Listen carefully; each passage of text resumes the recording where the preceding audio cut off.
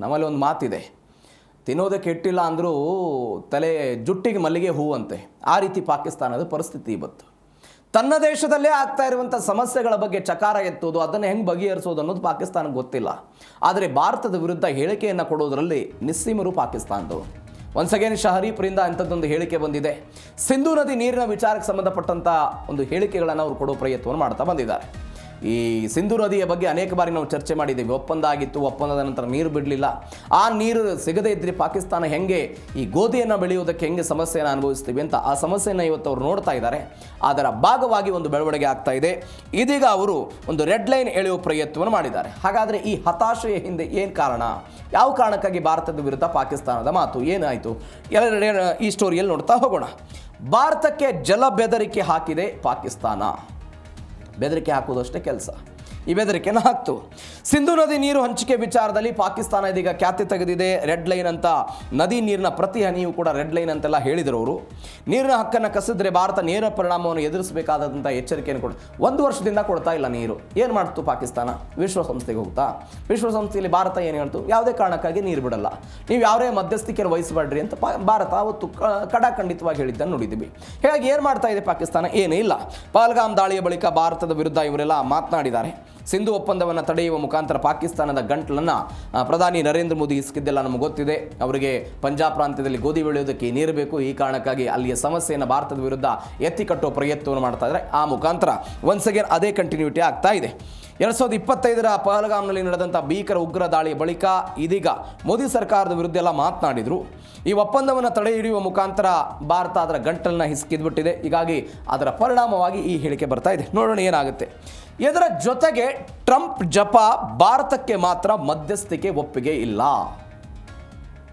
ಏನಾಯ್ತಿದು? America ಅಧ್ಯಕ್ಷ Trump ಅವರನ್ನು ಶಹಬಾಜ್ ಶರೀಫ್ ಕೊಂಡಾಡಿದ್ದಾರೆ. ಇದು ಬೆದರಿಕೆ ಆಯಿತು. ಬೆದರಿಕೆಯ ನಂತರ ಟ್ರಂಪ್ ಅವರನ್ನು ಹೊಗಳೋ ಪ್ರಯತ್ನ. ಹೆಂಗೆ? ಭಾರತ ಮತ್ತು ಪಾಕಿಸ್ತಾನದ ಯುದ್ಧ ವಿರಾಮಕ್ಕೆ ಟ್ರಂಪ್ ಕಾರಣ ಅಂತ ಶ್ಲಾಘನೆ ವ್ಯಕ್ತಪಡಿಸಿದ್ರು.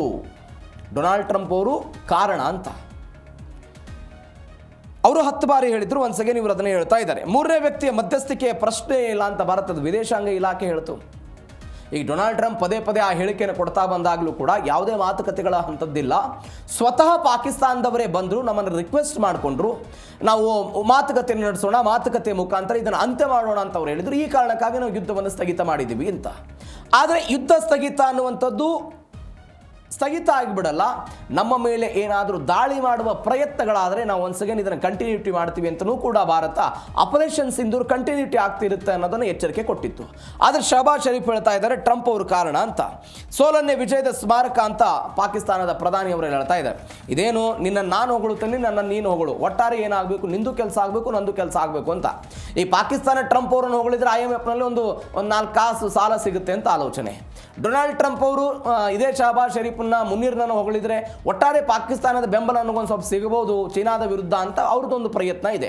ಹೀಗಾಗಿ ನಿನ್ನನ್ನು ನಾನು ಹೊಗಳುತ್ತೀನಿ, ನನ್ನನ್ನು ನೀನು ಹೊಗಳು, ಒಟ್ಟಾರೆ ದೇಶದ ಜನರನ್ನು ಮಂಗ ಮಾಡೋಣ ಅಂತ ನೀತಿ ಇದೆ. ಇದು ಆ ಮುಖಾಂತರ ಅದೊಂದು ಬೆಳವಣಿಗೆ ಆಗಿದೆ. ನೋಡೋಣ ಏನಾಗುತ್ತೆ. ಇವೆಲ್ಲದ ನಡುವೆ POK ಬಗ್ಗೆ ಮೌನ, ಭಾರತದ ವಿರುದ್ಧ ವಿಷ. ಏನಾಯಿತು? ಪಾಕ್ ಆಕ್ರಮಿತ ಕಾಶ್ಮೀರದಲ್ಲಿ ಪ್ರತಿಭಟನೆಯ ಕಿಡಿ ಉರಿತಾ ಇದೆ. ಅದರ ಬಗ್ಗೆ ಚಕಾರ ಇಲ್ಲ. ಬಲೂಚಿಸ್ತಾನಿಗರು ಮೊನ್ನೆ 11ನೇ ತಾರೀಕಿಗೆ ನಾವು ಸ್ವತಂತ್ರ ದಿನಾಚರಣೆ ಸೆಲೆಬ್ರೇಟ್ ಮಾಡ್ಕೊಳ್ತಾ ಇದ್ದೀವಿ ಅಂತೆಲ್ಲ ಆಯಿತು. ಅದ್ರ ಬಗ್ಗೆ ಚಕಾರ ಇಲ್ಲ. ಆಂತರಿಕ ಸಮಸ್ಯೆಗಳಿಂದ ಬೇರೆ ಕಡೆಗೆ ಗಮನ ಸೆಳೆಯುವುದಕ್ಕೆ ಇಂಥದ್ದೊಂದು ಹೇಳಿಕೆಗಳನ್ನು ಕೊಡೋ ಪ್ರಯತ್ನವನ್ನು ಶರೀಫ್ ಅವರು ಮಾಡ್ತಾ ಇರೋದನ್ನು ನೋಡ್ತಾ ಇದ್ದೀವಿ. ಯಾದ್ಗಾರ್ ಎ ಫತೆ ಸ್ಮಾರಕವನ್ನು ಉದ್ಘಾಟಿಸಿ ಜನರಿಗೆಲ್ಲ ಮಂಕು ಬೂದಿ ಎರಚ್ತಾ ಇದ್ದಾರೆ.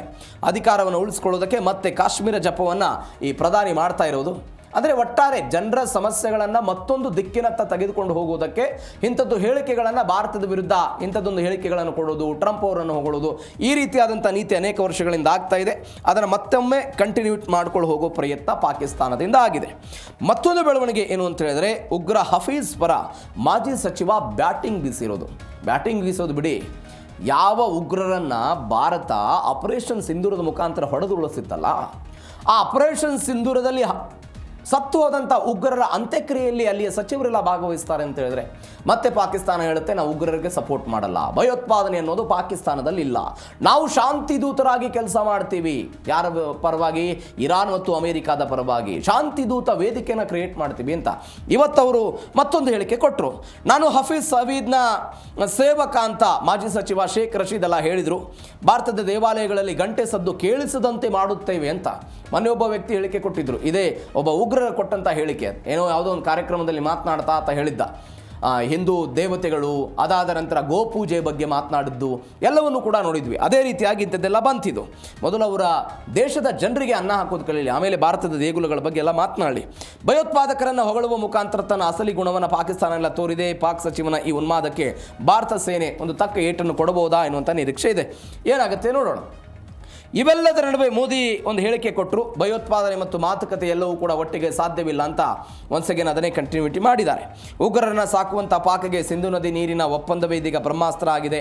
ಭಾರತ ನೀರನ್ನು ನಿಲ್ಲಿಸಿದರೆ ಸಹಜವಾಗಿ ಮರುಭೂಮಿ ಆಗಿಬಿಡುತ್ತೆ, ಕುಡಿಯೋದಕ್ಕೆ ನೀರು ಸಿಗಲ್ಲ. ಸಾಲಕ್ಕಾಗಿ ಜಗತ್ತಿನೆಲ್ಲೆಡೆ ಅಲಿಯುವಂತಹ ದೇಶ ಇದು. ನಿಮಗೆ ಮೊನ್ನೆ ನಾವು ಒಂದು ಸ್ಟೋರಿ ನೋಡಿದ್ವಿ. ಏನಿದು? ಸೌದಿ ಅರೇಬಿಯಾ, ಟರ್ಕಿ ಮತ್ತು ಪಾಕಿಸ್ತಾನ ಒಂದಾಗ್ಬಿಡ್ತು. ನಾಳೆ ಜಮ್ಮು ಕಾಶ್ಮೀರದ ಮೇಲೆ ಪಾಕಿಸ್ತಾನ ಏನಾದರೂ ದಾಳಿ ಮಾಡಿದರೆ, ಭಾರತದ ವಿರುದ್ಧ ದಾಳಿ ಮಾಡಿದರೆ, ಸೌದಿ ಅರೇಬಿಯಾ ಟರ್ಕಿದವರೆಲ್ಲ ಸೇರ್ಕೊಂಡ್ಬಿಟ್ಟು ನಮ್ಮ ವಿರುದ್ಧ ದಾಳಿ ಮಾಡೋದಕ್ಕೆ ಬಂದುಬಿಡ್ತಾರಲ್ಲಪ್ಪ ಅಂತ. ಆದರೆ ಒಂದು ಲೆಕ್ಕಾಚಾರ ಬಂತದಕ್ಕೆ. ಈ ಟರ್ಕಿ, ಸೌದಿ ಅರೇಬಿಯಾ ಮತ್ತು ಪಾಕಿಸ್ತಾನ ಸೇರಿಕೊಂಡು ಎಷ್ಟು ಜನ ಸೈನಿಕರಿದ್ದಾರಲ್ಲ ಅದರ 3-4 ಪಟ್ಟು ಸೈನಿಕರು ಭಾರತದ ಬಳಿ ಇದ್ದಾರೆ.